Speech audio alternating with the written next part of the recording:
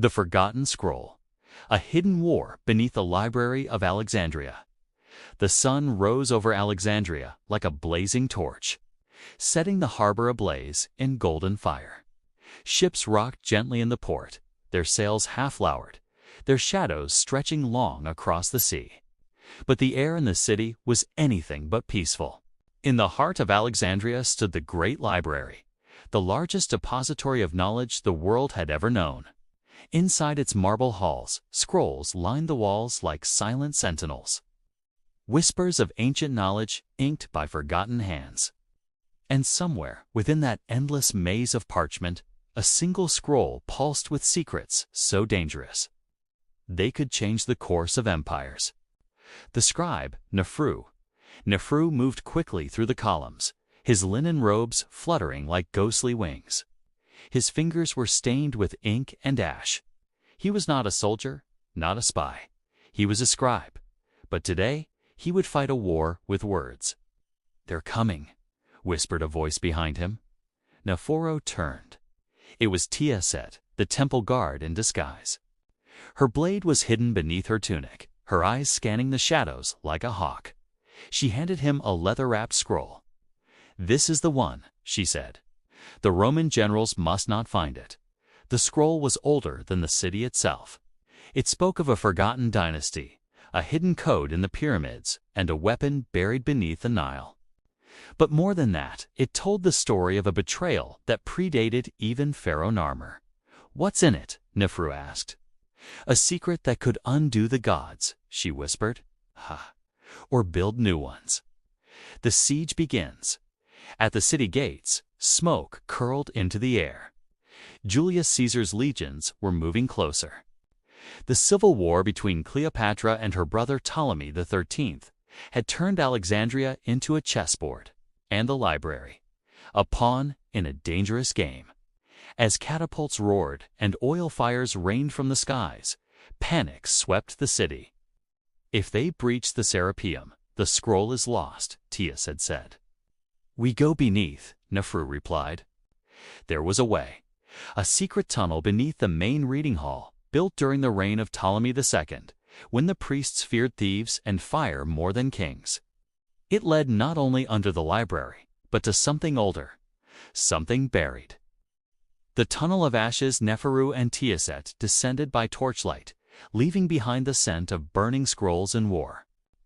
The tunnel was lined with basalt, carved with glyphs that even Nefru, master scribe of Alexandria, couldn't fully translate. "These aren't Egyptian," he said, running a hand over one symbol. "They're older, pre-dynastic, maybe even Atlantean." Tiesa scoffed. "Myths?" But the deeper they went, the colder the air became, and the older the carvings looked. The path widened into a vast underground chamber, lit only by the flickering orange of their flame. In the center stood a stone pedestal, and around it 6 sarcophagi. One was sealed. Each one bore a name long erased from history. And on the pedestal, a second scroll, bound in obsidian casing, etched with gold leaf.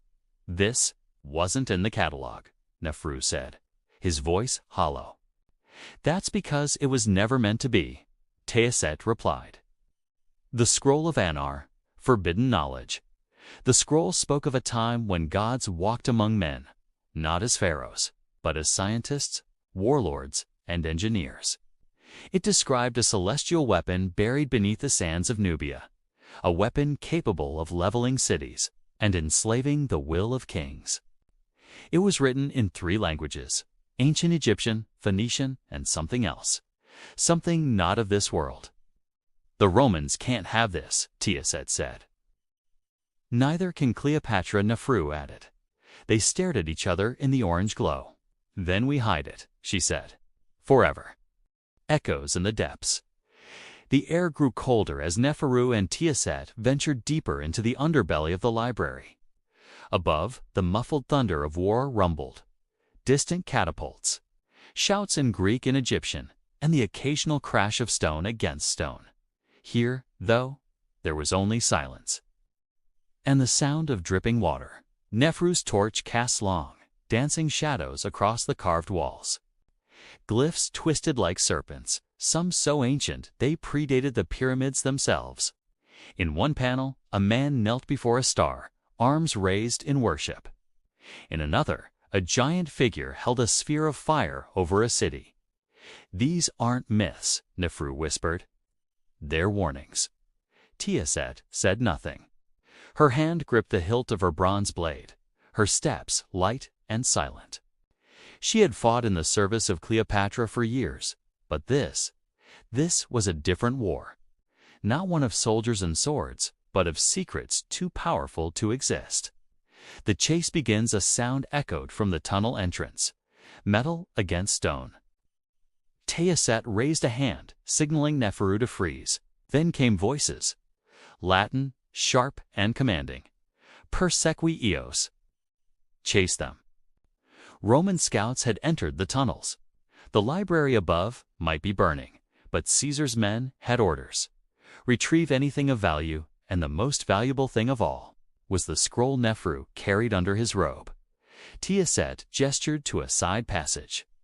They ran, their footsteps soft against the dust-covered floor.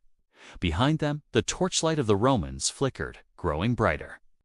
"If they catch us, they take the scroll," Nefru hissed. "They take the scroll, the world ends," Tiaset replied coldly. The chamber of the forgotten kings. They burst into a vast circular hall, the same one where the 6 sarcophagi rested. Dust swirled around their ankles as their torchlight illuminated the massive stone lids. Nefru felt his heart pound. He approached the sarcophagus in the center. The carved name was almost gone, erased by time, but he could make out a single glyph.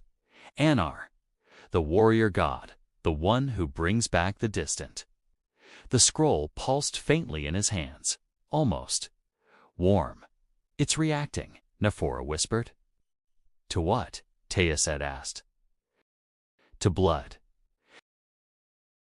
Before he could explain, a stone clatter rang out. One sarcophagus lid shifted by itself. The guardian awakens. A skeletal hand, wrapped in brittle linen, clawed its way out. Dust fell in cascades as the mummified remains of an ancient warrior sat up. Its eye sockets glimmered faintly with a bluish light. Unnatural, otherworldly. Tiaset stepped back, blade raised. "I've fought men," she hissed. "Not this." The thing rose to its full height, nearly 7 feet. Bronze armor, corroded by centuries, clung to its frame. A ceremonial Coppish sword gleamed as if it had been polished yesterday. Then it spoke. Not in Egyptian, not in Greek, but in a language that resonated in Nefru's mind like thunder. He didn't understand the words, but he understood the meaning. The scroll must not leave the chamber. Roman interruption. Before Nefru could respond, Roman soldiers burst into the chamber. 4 of them, with swords and shields, stopped in shock at the sight of the living corpse. "De immortalis," one whispered. The mummy moved with inhuman speed, slashing through the first soldier before he could raise his shield. The chamber erupted into chaos. Tiaset grabbed Nefru and dove behind a sarcophagus as metal clashed and men screamed. "The scroll wants to stay," Nefru gasped. "Then why does it need us?" Tiaset demanded. Another sarcophagus lid trembled. Then another. Dust fell from the ceiling. This chamber wasn't a tomb. It was a vault with guardians. The choice, as the Romans fell one by one to the undead protector, Nefru realized the truth. The scroll was not meant to be read by mortals. It was a key, and these guardians were its locks. If the Romans took it, or if it escaped to the world above, it would bring a catastrophe older than Egypt itself. The floor trembled. Somewhere above, the library roared with fire. Time was running out. "We seal it," Nefru said, his voice trembling. "Seal ourselves in?" Tiaset asked. "If that's the only way to save the world, yes." He pressed his palm, bleeding from a cut he hadn't noticed against the pedestal. The glyphs ignited in orange light. Suddenly, the sarcophagi slammed shut, and the chamber walls shifted, revealing a hidden staircase spiraling deeper into darkness. The mummy paused, then lowered its blade and gestured silently. "It wants us to go," Nefru whispered. "Or it wants us trapped," Set muttered. But they had no choice. Behind them, the last Romans screamed as the chamber's stone doors rumbled closed, sealing the passage. The descent to the unknown. The spiral stairway led them to a cavern, where an underground river glowed with faint phosphorescence. Strange alien carvings covered the walls, constellations that didn't match the night sky, depictions of machines and flying objects that had no place in 48 BCE. In the center of the cavern sat a black obelisk, half buried in the rock. Its surface was perfectly smooth, like obsidian, and it hummed softly. The scroll in Nefru's hands began to dissolve into golden light, flowing toward the obelisk like liquid. "It's returning," Nefru whispered. "Or awakening," Set said, stepping back.